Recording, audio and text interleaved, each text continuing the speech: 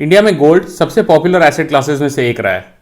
Gold खरीदने के कई कारण हैं, जैसे कि बच्चों की शादी के लिए, इन्वेस्टमेंट पर्पसेस के लिए, इन्फ्लेशन के अगेंस्ट हेज करने के लिए, या फिर सिर्फ इमोशनल रीजन से। एक और रीजन इंडियंस का गोल्ड बाय करने का यह है कि कुछ ऑस्पेशियस डेज पर गोल्ड बाय करना लकी माना जाता है। एक ऐसा ओकेजन बहुत ही जल्दी आने वाला है, धनतेरस। तो हमने सोचा आज के वीडियो में आपको गोल्ड में इन्वेस्ट करने का एक ऐसा तरीका बताएं जिसके बहुत से एडवांटेजेस हैं। आज के इस वीडियो में हम बात करेंगे अबाउट गोल्ड फंड्स। आज हम आपको बताएंगे कि गोल्ड फंड्स होते क्या हैं, इनके एडवांटेजेस क्या हैं, और कुछ पॉपुलर गोल्ड फंड्स की बात भी करेंगे। At the end of the video मैं आपको यह भी बताऊंगा कि which gold fund is the best to invest in at the moment. So do keep watching this video till the very end. But आगे बढ़ने से पहले do not forget to hit the subscribe button for regular updates on many more such videos.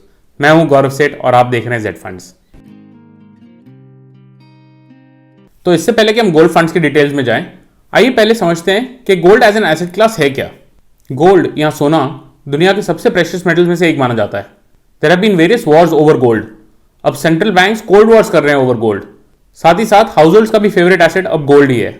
Gold के 10 ग्राम के prices India में 1980 में 1300 रुपए के करीब थे। अगले 20 सालों में सन 2000 में ये बढ़कर 4500 रुपए तक पहुंच गए। In the next 20 years I think आप सबको पता है कि हुआ क्या गोल्ड के साथ। अभी 2020 में ये 50,000 रुपए के आसपास घूम रहा है। तो इस गोल्ड रश में आपको क्या हिस्सा लेना चाहिए, और अगर हाँ तो किस तरह आप इन्वेस्ट कर सकते हैं, मैं आपको कुछ ही देर में बताऊंगा। बट चलिए पहले ये समझते हैं कि ऐसा क्या है जो गोल्ड को इतना वैल्यूएबल बनाता है। सबसे पहला तो यह है कि गोल्ड को एक लॉजिकल मीडियम ऑफ एक्सचेंज माना जाता है। क्योंकि गोल्ड एक होमोजेनियस प्रोडक्ट है, यानी पूरे वर्ल्ड में सेम ही है, it can be use as a good medium of exchange, यानी इसकी वैल्यू अलग अलग देशों में ज्यादा डिफर नहीं करती। दूसरा, वर्ल्ड ओवर आप गोल्ड को खरीद और बेच सकते हैं, यानी it works as a world currency. किसी देश की इकोनॉमिक क्राइसिस के कारण करेंसी उसकी कोलैप्स कर सकती है, बट गोल्ड फिर भी वहां चल जाएगा। तीसरा, कई और मेटल्स की तरह गोल्ड खुरचता नहीं है, यानी it doesn't crore. And lastly, gold पर एक इमोशनल बायस भी है, खास करके इंडिया में। ये तो थे मेन रीजंस, बट इसके अलावा भी कई और रीजंस हैं that make gold so valuable. तो क्या आपको भी गोल्ड में इन्वेस्ट करना चाहिए? हमारा मानना है कि गोल्ड की ये सारी खूबियां बहुत अच्छी है और आपके पोर्टफोलियो में गोल्ड होना तो चाहिए, लेकिन बाय इटसेल्फ गोल्ड एक प्रोडक्टिव एसेट नहीं है। सो गोल्ड में इन्वेस्टमेंट बहुत ज्यादा भी नहीं होना चाहिए। It should be a small part of your overall portfolio, जो कि आपके पोर्टफोलियो को एक डाइवर्सिफिकेशन प्रोवाइड कर दे और साथ ही साथ हाई इन्फ्लेशन के टाइम पर एक अच्छा हेज भी बन जाए। एज अ गाइड 10 से 20% of your portfolio can be in gold, but ये डिपेंड करता है from individual to individual preferences and requirements. आपको अपने फाइनेंशियल एडवाइजर से बात करनी चाहिए टू अंडरस्टैंड कि कितना गोल्ड आपके पोर्टफोलियो में आपके लिए सही रहेगा। Now let's come to the most important point. आप इस धनतेरस में गोल्ड कैसे खरीद सकते हैं? आपके पास अपने नेबरहुड ज्वेलर के दुकान में जाके या फिर मॉल में एक बड़े ब्रांडेड शोरूम में जाके ज्वेलरी खरीदने का ऑप्शन तो है ही, लेकिन अगर आप ज्वेलरी नहीं लेना चाहते बट सिर्फ गोल्ड में इन्वेस्ट करना चाहते हैं, तो हमारे पास एक बहुत अच्छा ऑप्शन भी है। आप गोल्ड में इन्वेस्टमेंट गोल्ड फंड्स के थ्रू कर सकते हैं।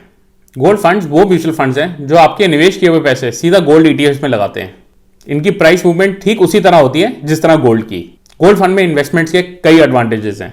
सबसे पहला तो गोल्ड को खरीद कर आपको अपने घर पर या किसी बैंक के लॉकर में संभाल के नहीं रखना, तो गोल्ड के गुम होने के या चोरी होने के चांसेस कोई नहीं है। दूसरा, जब आप ज्वेलर के पास जाके कोई ज्वेलरी बनवाते हैं तो वो आपसे मेकिंग चार्जेस ले लेता है 7 से 12% तक के। गोल्ड फंड्स में कोई मेकिंग चार्जेस या फिर लोड्स नहीं है, सिर्फ एक छोटा सा एक्सपेंस रेशियो है जिसके बारे में आपको मैं थोड़ी देर में ही बताऊंगा। तीसरा, आपको प्योरिटी ऑफ गोल्ड के बारे में चिंता करने की जरूरत नहीं है।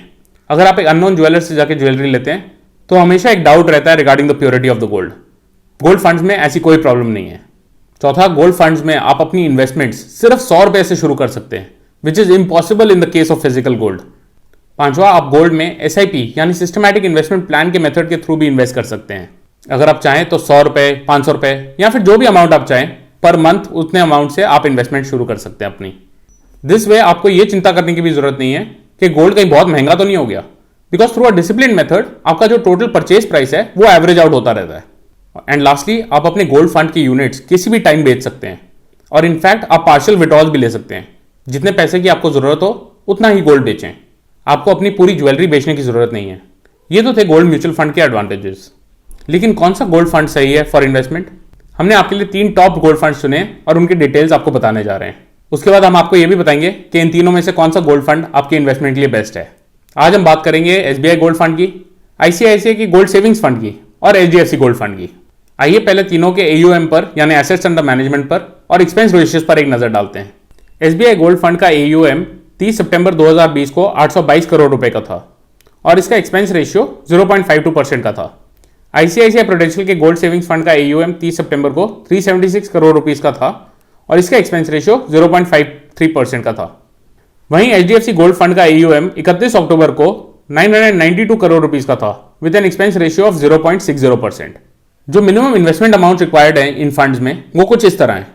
अगर आप SBI के गोल्ड फंड में लमसम मेथड से इन्वेस्ट करना चाहते हैं तो मिनिमम इन्वेस्टमेंट 5,000 रुपए की है।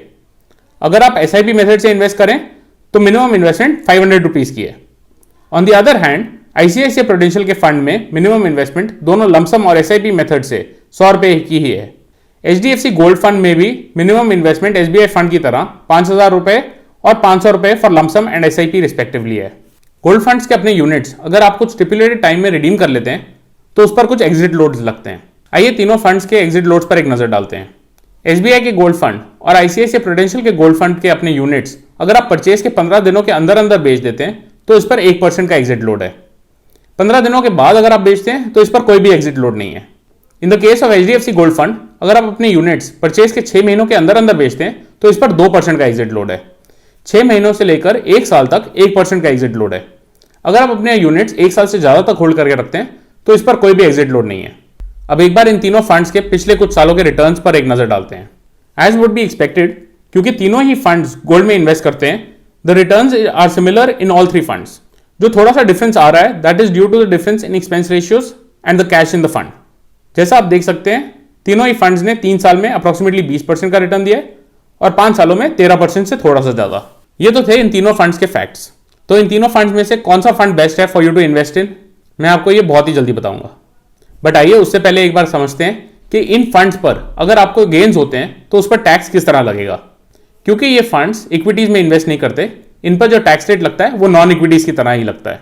अगर आप अपने यूनिट्स परचेज के 3 साल के अंदर अंदर बेचते हैं तो इस पर short term capital gains tax लगता है। Short term capital gains tax is as per the tax bracket that you fall in, यानी अगर आप 30% वाले ब्रैकेट में आते हैं तो 30% टैक्स लगेगा। अगर आप अपने यूनिट्स 3 साल से ज्यादा तक होल्ड करके रखते हैं तो इस पर long term capital gains tax लगता है which is at the rate of 20%। इस पर इंडेक्सेशन का बेनिफिट भी मिलता है, आपको ध्यान रहे। सो फाइनली आते हैं सबसे इंपॉर्टेंट क्वेश्चन पर, कौन सा गोल्ड फंड बेस्ट है तीनों में से। जैसा हमने देखा तीनों ने ही सिमिलर रिटर्न्स दिए हैं और आगे चल के भी एक्सपेक्टेड है कि सिमिलर रिटर्न्स ही देंगे। सो पॉइंट आता है एग्जिट लोड्स पर और इन्वेस्टमेंट लिमिट्स पर। एग्जिट लोड ICICI प्रूडेंशियल और SBI के गोल्ड फंड्स पर सिमिलर ही है। जहां तक रही इन्वेस्टमेंट लिमिट की बात, ICICI प्रूडेंशियल के गोल्ड फंड में आप सिर्फ 100 रुपए से भी इन्वेस्टमेंट स्टार्ट कर सकते हैं अपनी, जबकि SBI गोल्ड फंड और HDFC गोल्ड फंड में जो मिनिमम लमसम इन्वेस्टमेंट रिक्वायर्ड है वो 5,000 रुपए की है। इसके कारण ICICI प्रूडेंशियल का गोल्ड फंड हमारे लिस्ट के टॉप पर आता है, followed by SBI and then HDFC gold fund. However, as we always recommend, invest करने से पहले आप अपने फाइनेंशियल एडवाइजर या म्यूचुअल फंड डिस्ट्रीब्यूटर से इन्वेस्टमेंट की सूटेबिलिटी अपने पोर्टफोलियो के लिए जरूर समझ लें।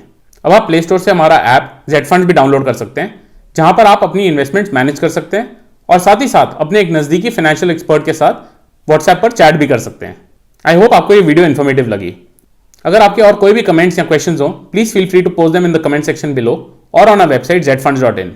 Do not forget to subscribe to our channel for regular updates on many more such informative videos. Z funds आपको और आपके परिवार को दीपावली की हार्दिक शुभकामनाएं देता है and we hope that your investment multiply many times in the coming year. Thank you for watching Z funds.